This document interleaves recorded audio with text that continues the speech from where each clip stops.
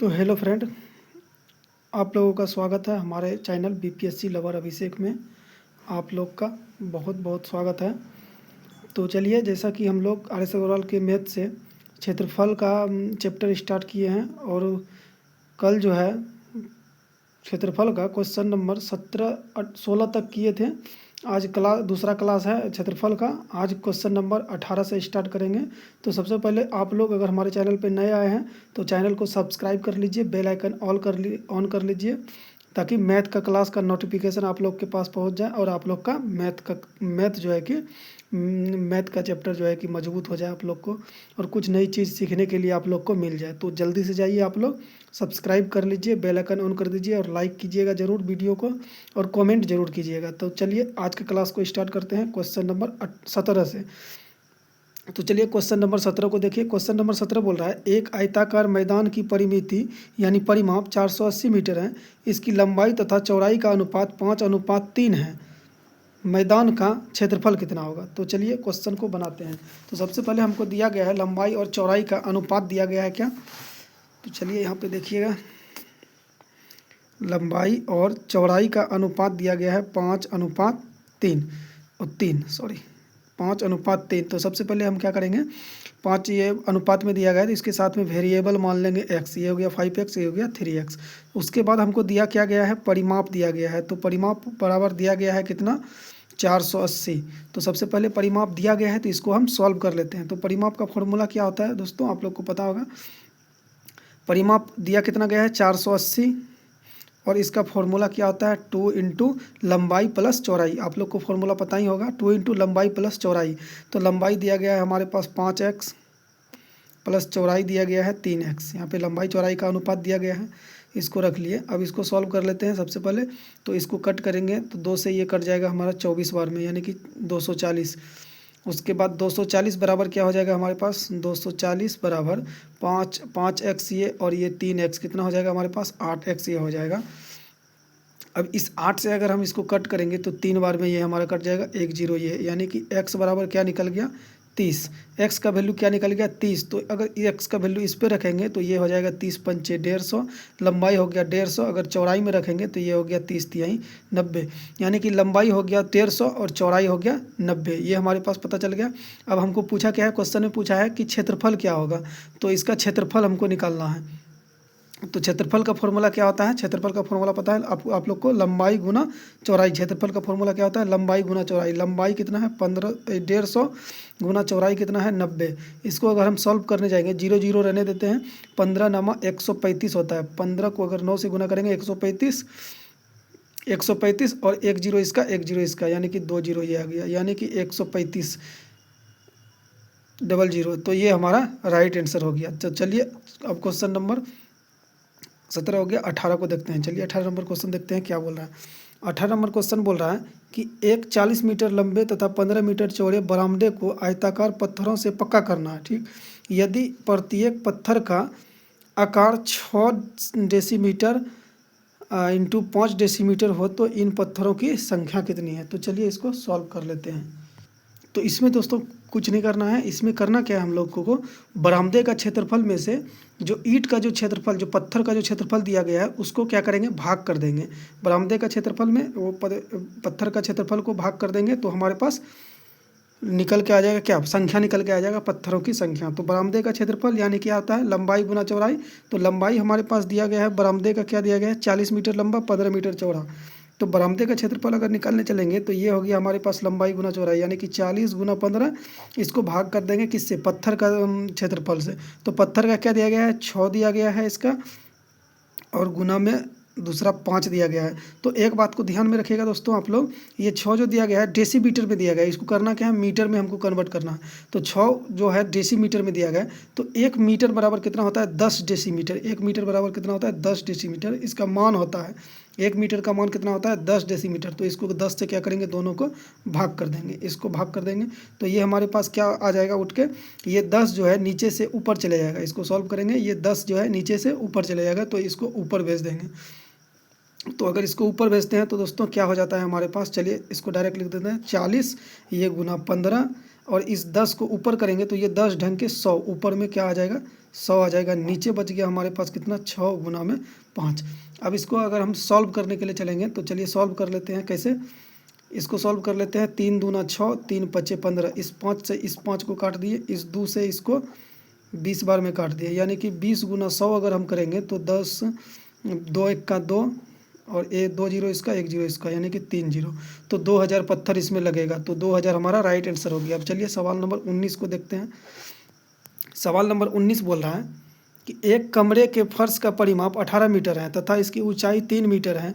इस कमरे की 4 दीवारों का क्षेत्रफल कितना है? तो कमरे की 4 दीवारों का क्षेत्रफल निकालना है। तो चलिए इसको देख लेते हैं। सबसे पहले क्या करेंगे, इस सवाल को सॉल्व करने से पहले आप लोगों को एक फॉर्मूला को याद रखना होगा। क्या? कमरों की दीवारों का क्षेत्रफल। अगर कहीं भी कमरों की दीवारों का क्षेत्रफल अगर निकालने के लिए बोलेगा दोस्तों, तो इसका क्षेत्रफल का फॉर्मूला क्या होता है? इसका फॉर्मूला होता है कमरों की चारों दीवारों का क्षेत्रफल बराबर फॉर्मूला होता है परिमाप। इस फॉर्मूला को याद रख लीजिएगा। कहीं भी कमर दीवारों का क्षेत्रफल निकालने के लिए बोलेगा तो इस फॉर्मूला को वहाँ पे रख दीजिएगा। तो क्या होता है? परिमाप गुना ऊंचाई। परिमाप गुना ऊंचाई होता है ये, इसका इस फॉर्मूला को आप लोग याद कर लीजिएगा।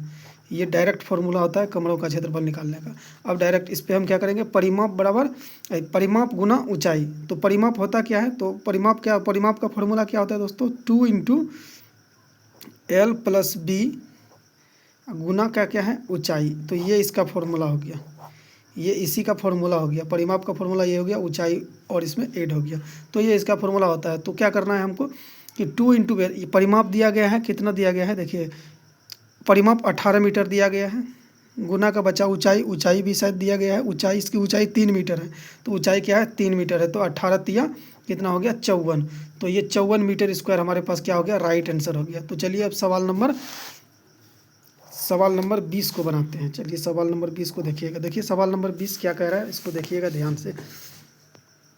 सवाल नंबर 20 कह रहा है कि एक श्रोता कक्ष की लंबाई तथा चौड़ाई का अनुपात 3:2 है। यदि छत का क्षेत्रफल 600 वर्ग मीटर तथा 4 दीवारों का क्षेत्रफल 1500 वर्ग मीटर हो तो इस कक्ष की ऊंचाई कितना है? तो चलिए अब की बार ऊंचाई पूछ दिया, तो चलिए इसको सॉल्व कर लेते हैं, ऊंचाई निकाल लेते हैं इसका। तो सबसे पहले हमारे पास दिया गया है, क्या दिया गया है? तो हमारे पास दिया गया है लंबाई अनुपात चौड़ाई, यानी कि लंबाई और चौड़ाई का अनुपात हमारे पास दिया गया है कितना, 3:2। तो सबसे पहले हम क्या करेंगे, सबसे पहले कार्य क्या होगा हमारा, ये अनुपात में इसके साथ में वेरिएबल मान लेते हैं x। ये हो गया 3x, ये हो गया 2x। अब देखिए, अब हमारे पास दिया गया है कि इसका क्षेत्रफल दिया गया है क्वेश्चन में, छत का क्षेत्रफल दिया गया है 600 वर्ग मीटर। यानी कि क्षेत्रफल क्या होता है, क्षेत्रफल का फॉर्मूला क्या होता है, लंबाई गुना चौड़ाई। यानी कि लंबाई गुना चौड़ाई हमारे पास दिया गया है 600। लंबाई गुना चौड़ाई हमारे पास दिया गया है 600। तो लंबाई है कितना, लंबाई और चौड़ाई का अनुपात भी दिया गया है हमारे पास, इसको रख लेते हैं यहाँ पे। तो ये हो गया हमारा 3x गुना 2x बराबर 600। अब इसको सॉल्व कर लेते हैं। ये 3 दूना 6 से ये 100 बार में कट गया, तो x गुना एक्स स्क्वायर का वैल्यू हमारे पास आ गया 100।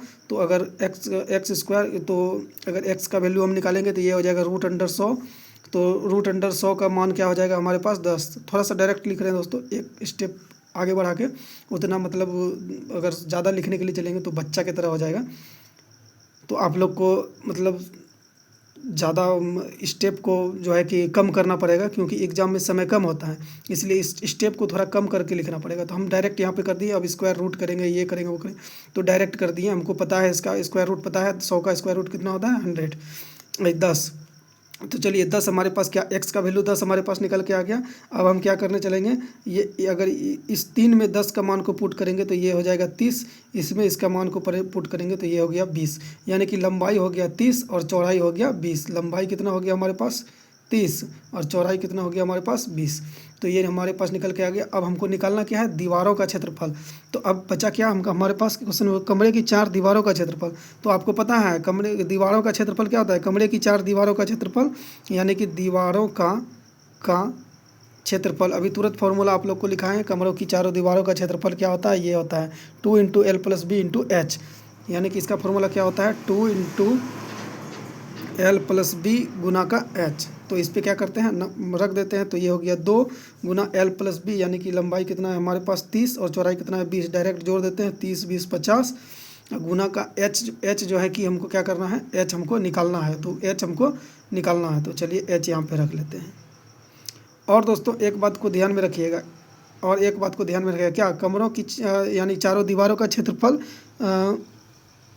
दिया गया है हमारे पास। कमरों की चारों दीवारों का क्षेत्रफल कितना है, 1500 वर्ग मीटर। इसका क्षेत्रफल हमारे पास दिया गया है 1500 वर्ग मीटर। तो ये इसका कमरों की चार दीवारों का फॉर्मूला हो गया, और दिया गया है कितना, 1500 मीटर। अब इसको हम क्या करेंगे, चलिए इसको अब सॉल्व कर लेते हैं। यहाँ से सॉल्व करेंगे, हमारा आंसर निकल के आ जाएगा। तो सबसे हम क्या करेंगे, ये 1500 को 15, ये हो गया हमारा 50 दूना 100, ये हो गया 50 दूना 100 गुना एच बराबर 1500। तो एच बराबर हमारे पास क्या निकल के आ गया, 2 जीरो से 2 जीरो खत्म, यानी कि एच बराबर 15। ऊंचाई कितना निकल के आ गया, 15। तो 15 हमारा राइट आंसर हो जाएगा। तो चलिए सवाल नंबर 21 को सॉल्व करते हैं। सवाल नंबर 21 देखते हैं क्या कह रहा है।